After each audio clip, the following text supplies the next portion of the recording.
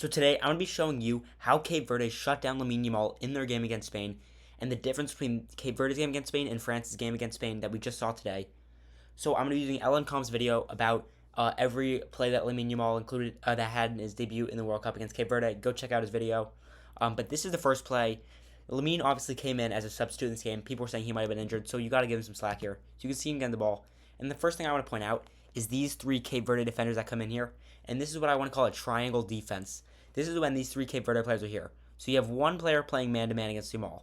They have the other guy covering the back if Lamine Yamal somehow breaks back. This breaks a break from this defender and gets through the back. This player will be able to cover him. And then if he goes back, if he tries to cut in, you have number 10 here to stop.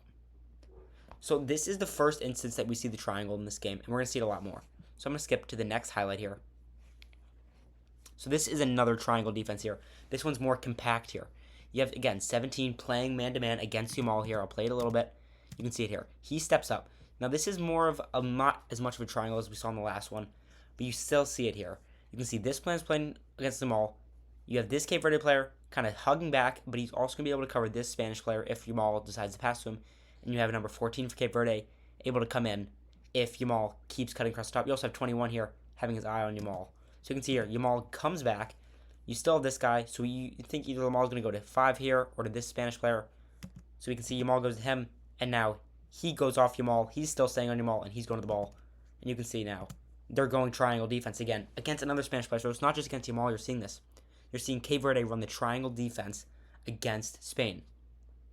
Now, the next play I want to show you is here. You can see Yamal right here. Another triangle defense right here by Spain. This one's a little bit farther back than the last one we saw. Again, same player on Yamal, 21 on the right side. If Yamal cuts in, obviously you have this man on number 5 for Spain, for Cape Verde. But also if Yamal cuts back, he's there. Yamal tries to cross it. Not a good cross. Cleared out by Cape Verde. So this is examples of how Cape Verde is shutting down Yamal. They are running a triangle defense against Yamal to compact him, not let him go outside, not let him cut back inside, and not let him get right through the middle, forcing Yamal to pass the ball up. So here's some more examples of the triangle defense that Cape Verde was running against Spain. So you see here, Yamal crosses it in. Nothing happened here. Cucurella gets actually a good header here. Should have scored this. He doesn't. Right at Vozinha. Now, more examples here. Let me find them. You have here, right here, another triangle. Obviously, this one, you have a man, number 8 on number 5 for Spain here. But again, Yamal has to pass it up. Cape Verde is not letting Yamal work through and hold the ball. That's why Cape Verde shut down Yamal. I'm going to show you a couple more examples here. Here's one. You guys see again, this is a little bit different. You have a triangle, but it's more of a square here.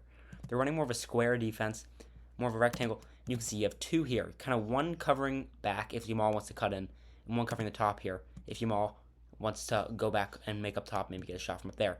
And they're making it, so Yamal, what do you want to do? Here, triangle again, kind of more of like a different triangle, but it's still a triangle. Yamal has to pass it up. Turn over there for Yamal. Now, obviously Yamal might not have been a full energy at this game, might have been full health. He might not have been there. Obviously, he did come off the bench against Cape Verde, and he was upset in this game. You can see here, he's frustrated. But Yamal did not look good here, and I think you have to give props to Cape Verde with this triangle defense they were running. Now I want to show you the game against France. Let's show those highlights next. So now in the game where Spain played against France, you saw that Yamal had more freedom in this game. Spain won this game 2-0. You can see them all up here. This is the first one I'm going to show you. So you see Yamal is on a one-on-one. You maybe have these two guys here. You have 14 and 3 for France, and you have Yamal up top.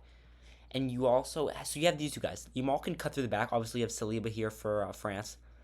But Yamal can cut through if he wants, and he does here. They're giving him space to move. Yamal gives it up here to Dani Olmo. And now Yamal's able to make runs through the French defense. You're seeing this in this game where you didn't see against Cape Verde. Yamal's making more runs, finding the open space because France is giving him more room to work, where Cape Verde was shutting down, compacting him into those small areas with that triangle defense. I'll show you another play here that's an example of it. You see here, watch them all up here. You see Yamal. Great pass to Dani Olmo here. Gets right around the French defender. Gets through. And pass. And this could have been a finish here for Spain to put them up 2-0 in the first half.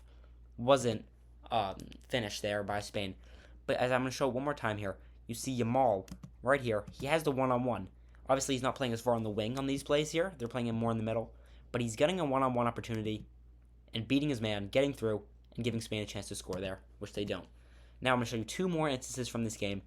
These 2 were called offsides, so these ones you might want to take with a grain of salt. So the next 2 plays I'm going to show you were Yamal making deep runs. These were 2 called back for offsides, but I just want to show you them to show what happened with Yamal against his France defense. So the first play is here. You can see Yamal on the bottom end of your screen here. The pass is going to come down, and as you can see, the France player is not looking at Yamal. He's facing the ball. Yamal makes a run in the back. The French defender sees this, tries to cover it, but Yamal's already in the back. He doesn't score here. But as you can see, I'm going to skip back one more time just so you can get a look at it. Here's Yamal right here, and he gets through. So he's just getting through the defense, and you can see that they're running one-on-one. I'm going to skip back one more time just so you can see it. They're running a one-on-one with Yamal, which isn't a problem. You can run one-on-one. You have this center back trying to cover Yamal over in the back, but you don't have the triangle defense that we saw Cape Verde running against Spain. I know Cape Verde was parking the bus against Spain because they were trying to draw, so France obviously is not trying to draw this game. They're trying to win. But you still have Olsi up. You still have Olsi up here. He could drop back. You have Barcola still up here. He could drop back a little more, either cover Dani Olmo or Yamal. But they're playing really offensive here. You have 1, 2, 3, 4, 5 up in the offensive end with only 5 in the back. So we see the problem there, and that's where Yamal gets in the back. And now the final play I'm going to show you was the goal Yamal scored, which was called back for offsides. It's right here. So you can see, again, I'm going to skip back a little bit more so you can see the run Yamal makes. But he's right up here, and he makes that run. And he just flat-footed the French left back. And Yamal gets right in the back. And this is where you got to have another guy on Yamal. I think that whoever Spain plays in the final of the World Cup, they have to double Yamal. You see too much open space here, and that's where Yamal's like one-on-one, and he's getting through the defense. You have to have someone either here to help with Yamal. I know you don't want to have someone holding him on, but have someone like here, or maybe even here, just so they can't get the ball to Yamal at any point, and he's just finding gaps to Yamal through the defense, which is why Spain had so much opportunity today. Yamal scores this, but it's called back for offside. So I think that whoever plays Spain in the final, either Argentina or England, I think they should double Yamal, and I think that can really help them beat Spain.